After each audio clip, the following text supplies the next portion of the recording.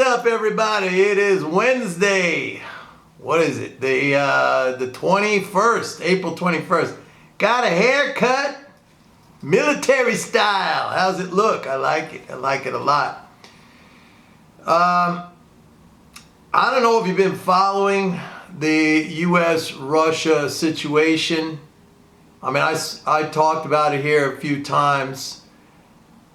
I mean, this is really getting bad. Relations have not been this bad. I would say, I think people would say since the Cold War. I think it's probably worse right now.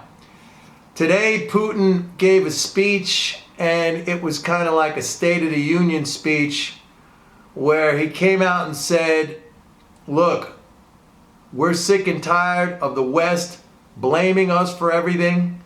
Every crisis or event, real or imagined, they're blaming Russia. He said from now on, we are going to respond quickly, harshly, and asymmetrically if anyone crosses our red lines. He didn't specify what those red lines are, but this is very strong language from a Russian leader.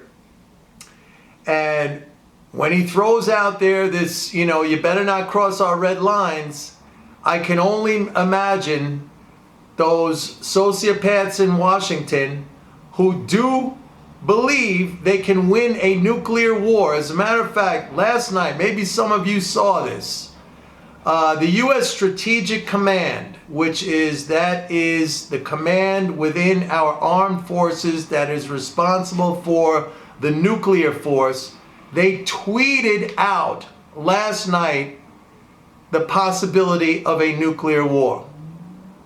Okay? I mean, that is like mind-blowing beyond comprehension. That it has gotten to the point where I really feel there's a group in the Department of Defense and in Washington among policymakers that not only think a nuclear war is winnable, but they're kind of like pushing for it. Like a first strike obliteration of Russia. I mean, the situation is getting just insane right now. Insane. Anyway, Putin put out this, you better not cross our red lines. He didn't stipulate what those red lines are, but I can only imagine that this is just making the maniacs in Washington salivate in wanting to test those red lines and the response. And this is a ratcheting up. I mean, if you thought before with the Ukraine situation and, the NATO surrounding Russia with missiles, I mean, just think about it. What if China or Iran or Russia, for that matter, put missiles on the border of Canada, on Mexico? I mean, we almost had a nuclear war in 1962 with the Cuban Missile Crisis. Nobody's paying attention to this. I mean, this supersedes anything having to do with the markets, anything having to do with the economy. I mean, it is just getting to the point of really, really serious now. And, Putin laid down the line. He said, look, you cross these red lines, there's going to be a response. Now, another thing that is pretty much unheard of, I don't know, last week, Biden supposedly made a call to Putin and he said, let's have a summit.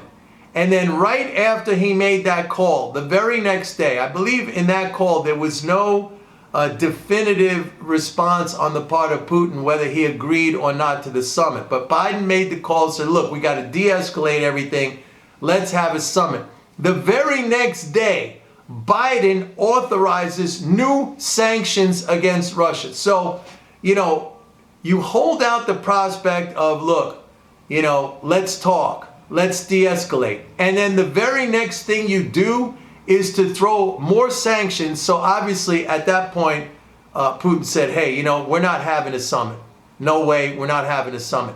I mean, who does something like that? That is the most ridiculous way to conduct foreign policy. I mean, I could even see first putting the sanctions and then saying, okay, look, we put some sanctions, but we can talk about it. Let's get together. We'll talk about it. Maybe there's a possibility that we can reduce the sanctions and work towards some kind of a longer-term relationship that is, more amenable to both sides. I mean, cool things down. No, he says, let's have a summit, to which there was not a definitive response. And then the very next day, Biden put sanctions on. So what do you expect that Putin is going to do? He's going to say, no, sorry.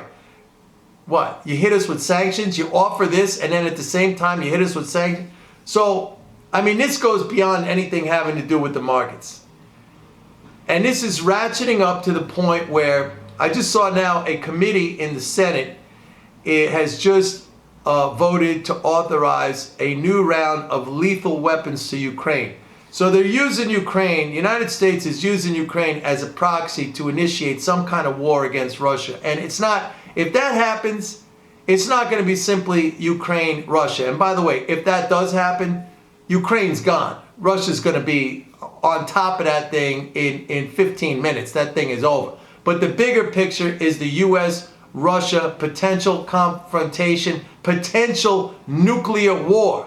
All right? So, like, I've been telling you guys this. You better pay attention to this stuff. I mean, this is beyond anything having to do with the markets. This is beyond anything having to do with economics. Because if it happens, I mean, all this stuff is moot. I mean, where the market is. You want to talk about the market? Yesterday, I told you. I said the correction is probably over. People are selling based on, I don't know what. I mean, they're just looking at a price number. This is why I've spoken about this so much in the past. Like, a lot of investors, most investors, all they do is look at price. And they believe price gives them real information, when in fact it doesn't give you any information whatsoever. So, I mean, they look at price and they start talking about bubbles. They start talking about, it's the dot-com period all over again. Overvaluations.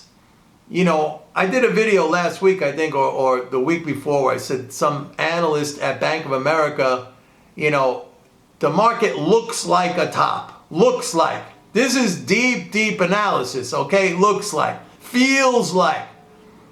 I mean, using all these metaphors that are inapplicable to a financial situation where you have this massive, unprecedented fiscal support going into the economy at a time when the economy is finally starting to, reopen.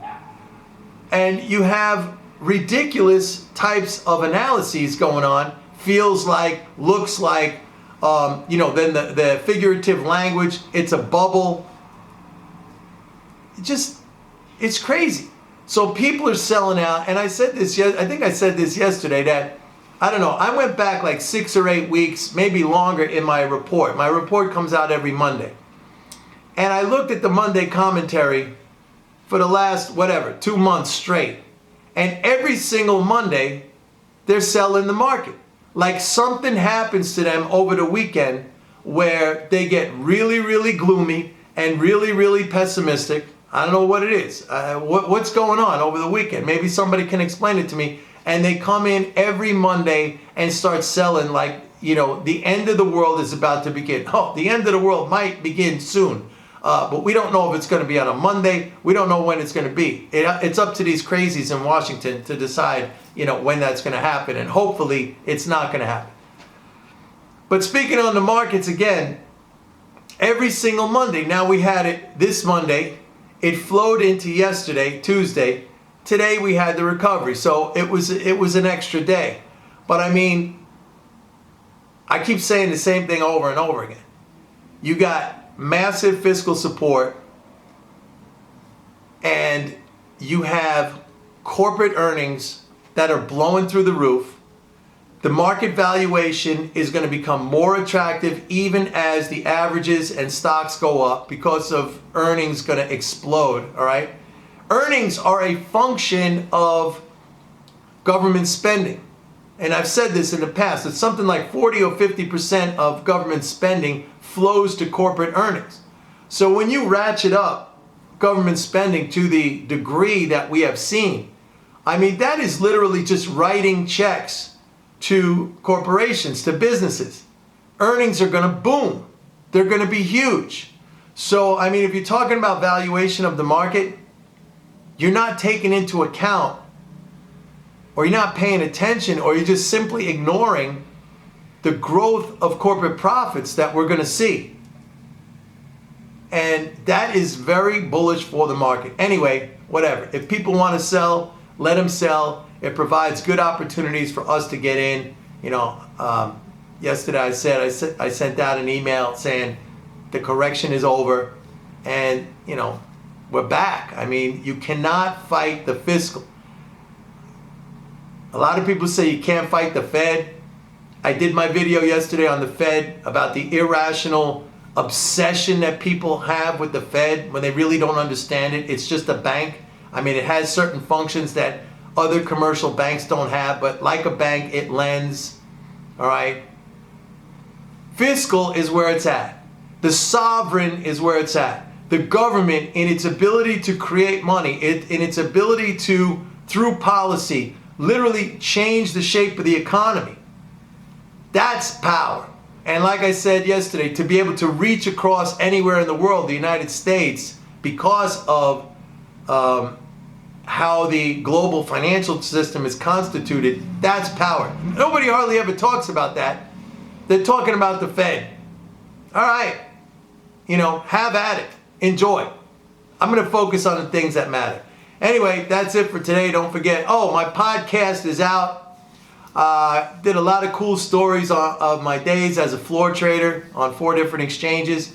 So check it out. The link is in the description right here below. See you tomorrow. Hopefully. Bye.